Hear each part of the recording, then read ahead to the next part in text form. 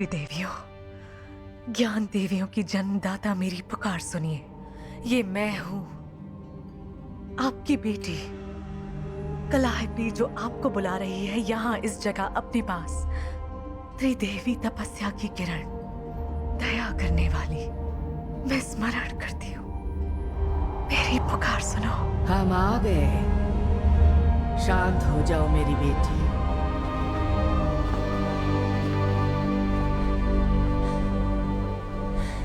तुम्हारा दर्द समझते हैं पर कुछ कर नहीं सकते। रहस्यों के मद्देनजर तुम्हें हेलिकेन से बंदी बनाया गया था। तुम कानूनन उनकी हो।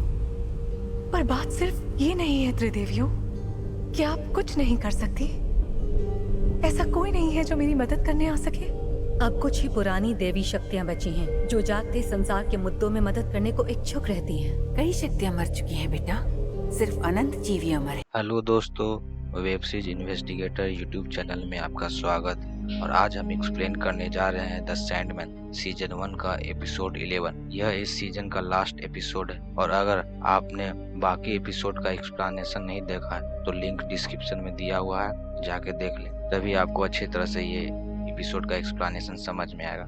और अगर आप इस चैनल पर नए हैं तो सब्सक्राइब करना ना भूलें। तो चलिए शुरू करते हैं। एपिसोड 11 के स्टार्टिंग सीन में हम देखते हैं एक छोटी सी एनिमेटेड स्टोरी दिखाई जाती है, जिसमें एक बिल्ली सभी बिल्लियों को ये मैसेज देते दिखाई देती है, जिसमें वो जगह जगह पे जाके यह संदेश देती थी कि सपना देखो, हम सभी सपना देखेंगे उतने ही ताकतवर होंगे। वो बताती है कि जब इंसानों ने उसके बच्चे को मार दिया था, तब वो अपने बच्चे को सपनों में खोजते खोजते ड्रीम से मिलती है और ड्रीम उसे बताता है कि पहले बिल्लियों का ही राज हुआ करता था। उस वक्त बिल्लियां इंसानों का शिकार करती थी, लेकिन एक दिन एक इंसान ने अपने लिए सपना देखा और उससे एक दूसरे को प्रेरित किया ताकि सभी लोग सपना देखें, जिसके कारण आज इंसानों का राज है। इसलिए हम सभी को सपना देखना चाहिए। इसके बाद सीन शिफ्ट होकर हमें दिखाया जाता है कि एक आदमी एक हॉल में क्लास ले रहा है कि कहानी कैसे लिखना चाहिए, क्योंकि यह एक राइटर है और इसका नाम रिचर्ड मैडॉक है। और बच्चे उससे कुछ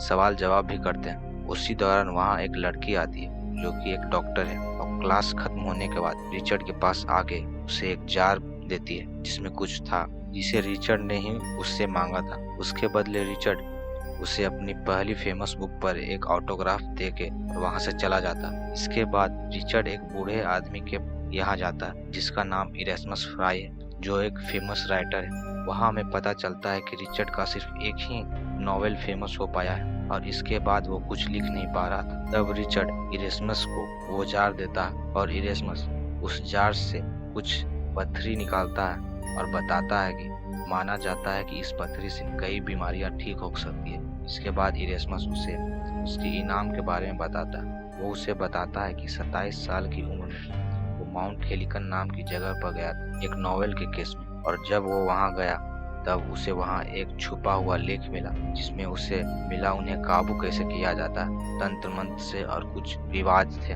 ये कह के वो उसे एक कमरे में लेके चलता है जहाँ रिचर्ड को एक खूबसूरत लड़की दिखाई देती है जिसे इरेस्मस ने बंदी बना के रखा था। इरेस्मस रिचर्ड को उस लड़की से मिलाता है जिसका नाम कोलाइपी है। ये होमर की ज्ञान देवी और अपनी 9 बहनों में से सबसे छोटी।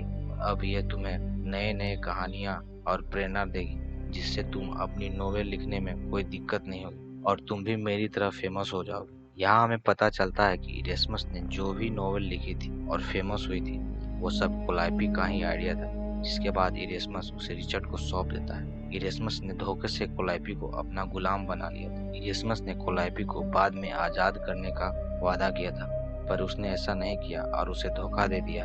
अब इरेस्मस ने कोलाइपी को रिचर्ड को सौंप दिया और वो उससे बंध गई, इसलिए वो चाह के भी उससे दूर भाग नहीं सकता। अब कोलाइपी को रिचर्ड खुद आजाद कर सकता है। इसके बाद रिचर्ड कोलाइपी को अपने घर में लेके जाता है जहाँ वो उसे अपनी मदद करने को कहता है, पर कोलाइपी तैयार नहीं होती है। कोलाइपी को मनाने के लिए रिचर्ड उसे कुछ गिफ्ट देता है, पर कोलाइपी एक ज्ञान की देवी है, वो इस सब से खुश नहीं होती।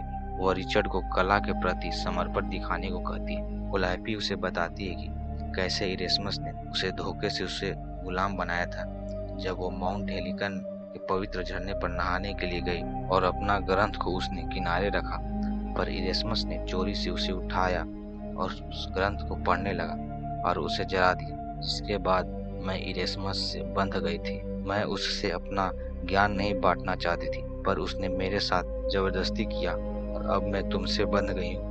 लेकिन रिचर्ड उससे कहता है कि वो भी फंसा हुआ है, क्योंकि उसने एक नई नॉवेल लिखने का एडवांस पैसा ले चुका है, पर उसे नॉवेल का कोई अच्छा आइडिया नहीं आ रहा है। इसलिए वो कोलाइपी से मदद मांगता है, पर कोलाइपी उसे इनकार कर देती है। इसके बाद रिचर्ड नॉवेल लिखने की कोशिश कर रहा होता है। उसी दौरान उसके इन्वेस्टर का कॉल उसे आता है, जिसमें वो रिचर्ड को धमकी देता है कि टाइम जा चुका है। अगर वो इस महीने नॉवेल नहीं दिखाया कि उसने क्या लिखा है तो उसका हाल बहुत बुरा होगा। इसके बाद रिचर्ड ऊपर रूम में जाके कोलाइपी को पीटता है, जिसके बाद कोलाइपी उसे कुछ आइडिया देती है और वो लैपटॉप पर कुछ लिखने लगता है।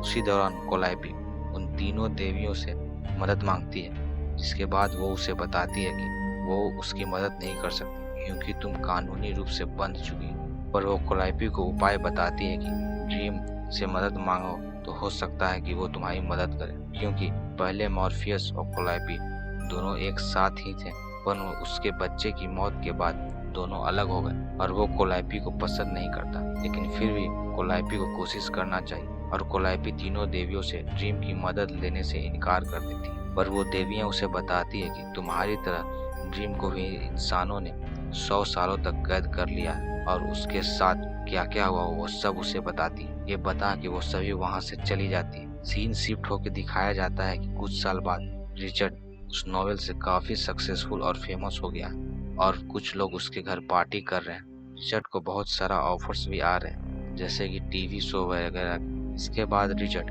कोलाइपी को अपने साथ लेके जाना चाहता है इसी टीवी शो के लिए, पर उसी दौरान उसे एक कॉल आता है और वो बात करने में व्यस्त हो जाता है। लेकिन तभी कोलाइपी को एक न्यूज़पेपर दिखाई देता है, जिसमें सालों से सो रहे अघोर निद्रा वाले बीमार लोगों को होश आ गया। उसी दौरान कोलाइपी मौका देख के ड्रीम का नाम एक पेपर पर लिखी उसे मदद मांगती, लेकिन उसी वक्त रिचर्ड वहां आ जाता है और उस पेपर को जला देता है। इसके बाद रात के समय ड्रीम कोलाइपी के पास आता है और ड्रीम उससे उसकी मदद करने को रेडी हो जाता है। वहीं रिचर्ड सुबह में जब अपने घर आता है तब वो वहाँ ड्रीम को देखता है और ड्रीम उसे कोलाइपी को आज़ाद करने को कहता है, पर रिचर्ड मना कर देता है। वो बताता है कि अगर वो कोलाइपी को आज़ाद कर दे तो उसे आइडिया कौन देगा। तब ड्रीम उसे कहता है कि तुम इंसानों ने उसे बहुत दुख पहुंचाया है और अगर तुम्हें उसके आइडियाज चाहिए तो तुम्हें हद से ज़्यादा आइडियाज मिलेंगे। ऐसा कहकर ड्रीम चला जाता है। तभी हमें पता चलता है कि रिचर्ड